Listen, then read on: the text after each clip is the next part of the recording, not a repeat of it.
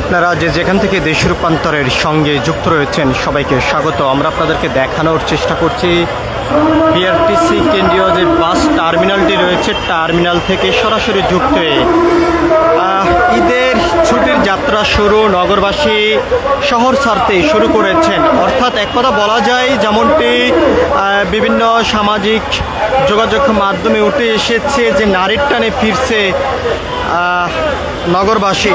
তবে সবাই কিন্তু নারীর টানে ফিরছে না, কেউ সন্তানের টানে, কেউ বাবা মার টানে, কেউ আত্মীয় স্বজনের টানে, পরিবারের টানে কিন্তু দীর্ঘ সময়ের পর ঈদের ছুটিতে তারা বাড়িতে ফিরছেন। আমরা আপনাদেরকে একটু দেখানোর চেষ্টা করছি। আমরা যদি জানিয়ে রাখতে চাই, আইন শৃঙ্খলা রক্ষাকার বাহিনীর পক্ষ থেকে যেমনটি জানানো হয়েছে, নগরবাসীর যে ঈদের ছুটির যে যাত্রা শুরু হয়েছে, যাত্রায় তাদের পরিবারের মাঝে ফিরে যাওয়ার যেই ভিড়টি রয়েছে, ভিড়ের মধ্যে কোনো ধরনের অনাকাঙ্ক্ষিত ঘটনা যেহেতু না ঘটেই সব ধরনের প্রস্তুতি গ্রহণ করেছেন আইন শৃঙ্খলা রক্ষাকার বাহিনীর পক্ষ থেকে। এবং ডিএমপি কমিশনার যেমনটি জানিয়েছেন, নগরবাসী নগর ছাড়তে শুরু করেছেন এবং তাদের যাত্রা কোনো ধরনের অসুবিধা যেহেতু না হয় সে বিষয়ে তারা সার্বক্ষণিক তত্ত্বাবধানে রয়েছেন এবং প্রতিটি বাস টার্মিনাল তারা পর্যবেক্ষণ করছেন। এর পাশাপাশি গতকালকেই সড়ক এবং পরিবহন মন্ত্রী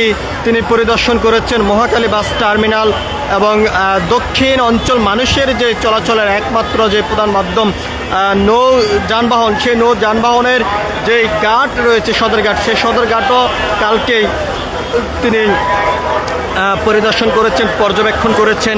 কোনো ধরনের যাত্রী হয়রানির শিকার যেহেতু না হয় সেই বিষয় কিন্তু তদারকি চালিয়ে যাচ্ছেন, এমনটি কিন্তু আমরা দেখেছি। আমরা আপনাদেরকে একটু দেখানোর চেষ্টা করছি, একদিকেই যারা বাস চালক রয়েছেন যাত্রী নিতে যেমনটা ব্যস্ত, অন্যদিকেই এই নগর ছাড়তে ব্যস্ত হয়ে পড়েছেন নগরবাসী। সব কিছু মিলিয়েই বর্তমানে এক কথা বলা যায় যে ব্যস্তময় যে শহরটি রয়েছে সে শহরটি ধীরে ধীরে কিন্তু নীরব হয়ে যাচ্ছে।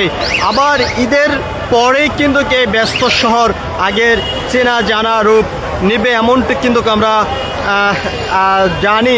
তবে আমরা আপনাদেরকে এটা দেখানোর চেষ্টা করছি, যতই সময় গড়াচ্ছে ততই নগর ছাড়তে শুরু করেছেন নগরবাসী। গতকালকে আমরা জানি যে কার্যদিবস শেষে তারা অনেকেই গতকাল বিকাল থেকেই এই শহর ছাড়তে শুরু করেছেন, কেউ আবার আজ সকাল থেকেই শহর ছাড়তে শুরু করেছেন। এবং এদিকেই ডিএমপির কমিশনারের পক্ষ থেকে যেমনটি জানানো হয়েছে, রাজধানীর প্রতিটি বাস টার্মিনালে তারা পর্যবেক্ষণ করছেন এবং অতিরিক্ত ভাড়া আদায় যেহেতু না করতে পারে সেই বিষয়ে তারা তদারকি চালিয়ে যাচ্ছেন।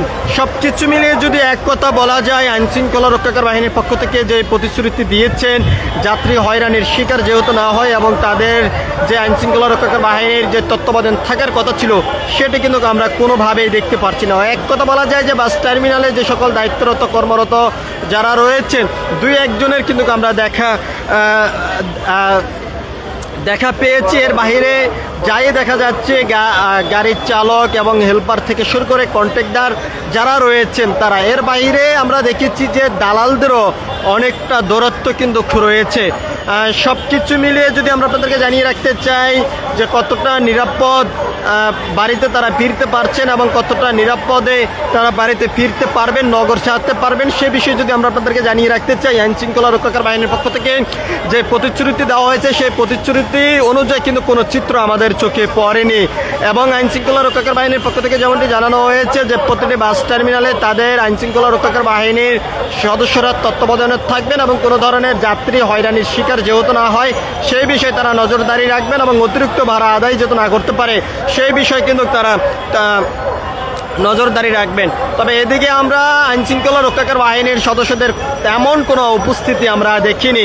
যেমনটা আমরা দেখতে পাচ্ছি সব থেকে উপস্থিতি হলো যাত্রী এবং এরপরে গাড়ির চালক, হেল্পার থেকে শুরু করে যারা কন্ট্রাক্টর রয়েছেন তাদের উপস্থিতি আমরা দেখতে পাচ্ছি। সব কিছু মিলিয়ে এখন নগর ছাড়তে শুরু করেছেন নগরবাসী এবং কার্যদিবস গতকালকে শেষ হয়েছে। সেই কার্যদিবস শেষে বিকাল থেকে অনেকেই শহর ছেড়েছেন এবং সকাল থেকে আবার আজকে অনেকেই শহর ছাড়তেই শুরু করেছেন। সব কিছু মিলিয়ে যদি আমরা আপনাদেরকে জানিয়ে রাখতে চাই, রাজধানীর প্রতিটি বাস টার্মিনাল গতকাল বিকাল থেকে আমরা দেখেছি সাধারণ যে সকল যাত্রী রয়েছেন এবং নগর ছাড়তে যারা শুরু করেছেন তাদের উপস্থিতি অনেকটা চোখে পড়ার মতন। সব কিছু নিয়েছিল এখনকার মতন আমার কাছে বিআরটিসি বাস টার্মিনাল থেকে সর্বশেষ। পরবর্তী আপডেট পেতে সবাই দেশ রূপান্তরের সঙ্গেই থাকুন। ধন্যবাদ সবাইকে।